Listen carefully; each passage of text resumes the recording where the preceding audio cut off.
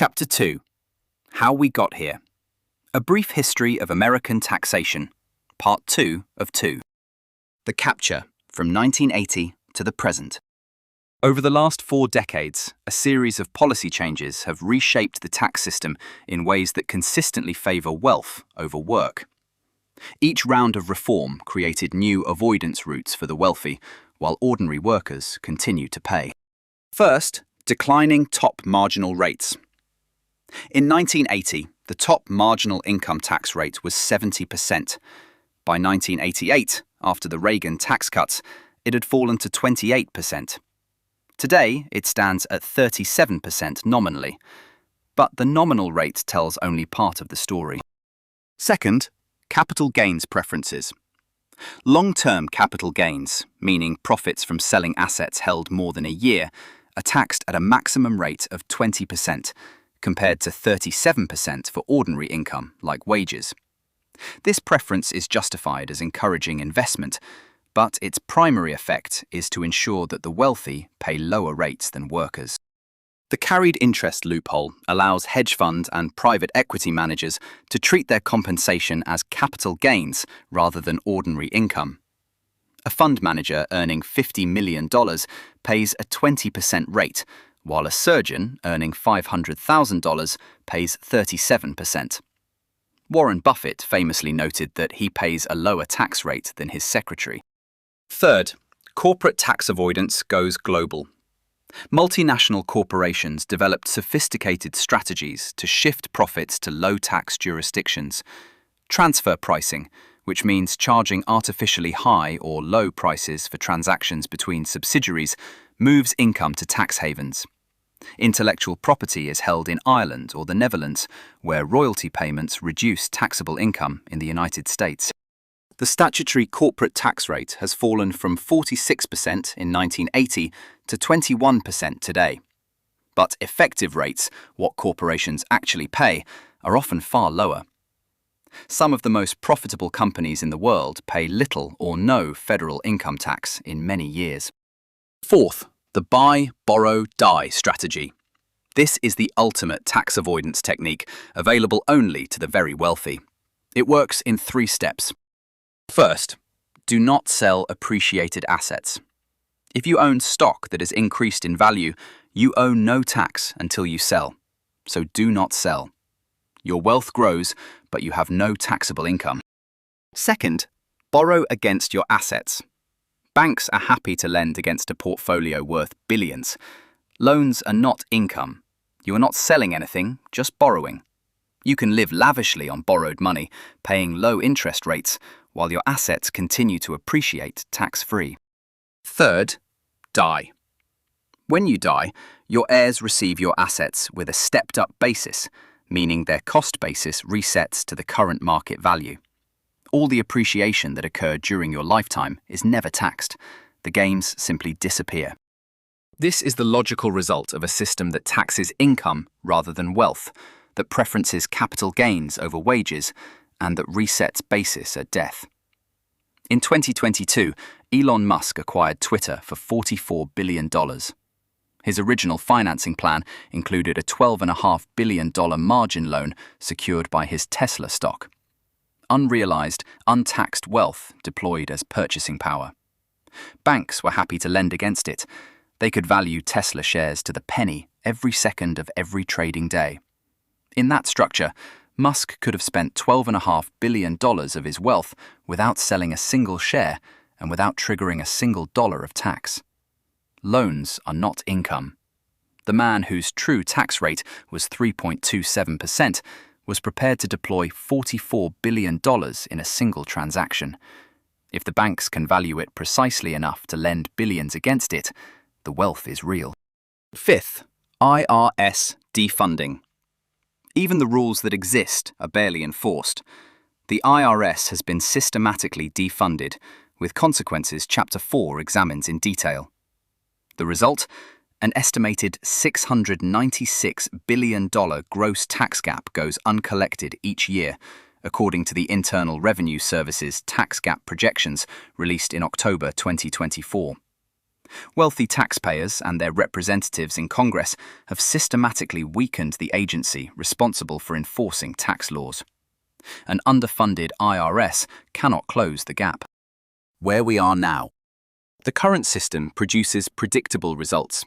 It was built through decades of incremental decisions, each one rational from someone's perspective, and the cumulative effect is a structure that treats work and wealth very differently. Workers pay immediately. Wages are subject to withholding. Taxes are deducted before you ever see the money. Payroll taxes, meaning Social Security and Medicare, take another 15.3% off the top, split between employee and employer. A worker earning $60,000 might pay an effective federal rate of 20 to 25% when all taxes are included. That split between employee and employer deserves scrutiny. It is an accounting fiction. The Congressional Budget Office and the Joint Committee on Taxation both treat the employer's share of payroll taxes as part of the worker's total compensation cost. Mainstream economists agree. The employer's 7.65% comes out of what the employer would otherwise pay the worker in wages, according to a Congressional Budget Office working paper from June 2021. Here is how it works. An employer budgets $65,000 for a position. Before the worker sees an offer letter, $4,973 is set aside for the employer's share of Social Security and Medicare. The job listing says $60,027. The worker never knows the position's real compensation capacity. She negotiates from $60,027, not from $65,000. Her own payroll taxes and income tax withholding then reduce her take-home pay further. She sees roughly $45,000 in her bank account and believes that is what the job pays. The effect is wage suppression. The employer's payroll tax is invisible to the worker, but it is real in its effect. It does not appear on any pay stub. It is not discussed in any job interview. It depresses every wage offer in the economy by 7.65% before the first dollar is negotiated. The implication for reform is a double dividend. Eliminating payroll taxes does not just end the tax on the worker's paycheck, it ends the invisible tax on the worker's job offer. The worker's taxes disappear, and the employer's cost of employing her drops by 7.65%, creating room for wages to rise.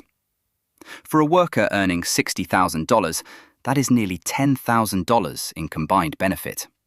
Roughly $4,600 in eliminated employee payroll taxes, plus $4,600 in freed employer capacity that market competition pushes toward higher wages. The benefit is larger than most people calculate, because most people do not know the hidden half of the tax exists. Wealth pays never, or at least not until the owner chooses. Investment gains are not taxed until realized. Borrowing against assets is not taxed at all, and death resets the basis, erasing a lifetime of untaxed appreciation. The results are stark. ProPublica's analysis of leaked IRS data revealed the true tax rates of the wealthiest Americans, calculated as the taxes they actually paid divided by the growth in their wealth.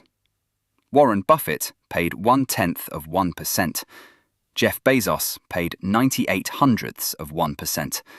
Elon Musk paid 3.27%. The same man who was prepared to deploy $44 billion to acquire Twitter.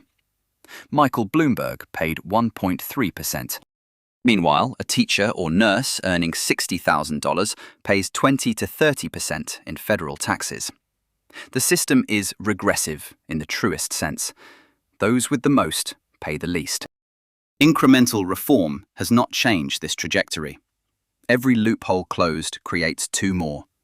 Every rate increase is offset by new avoidance strategies.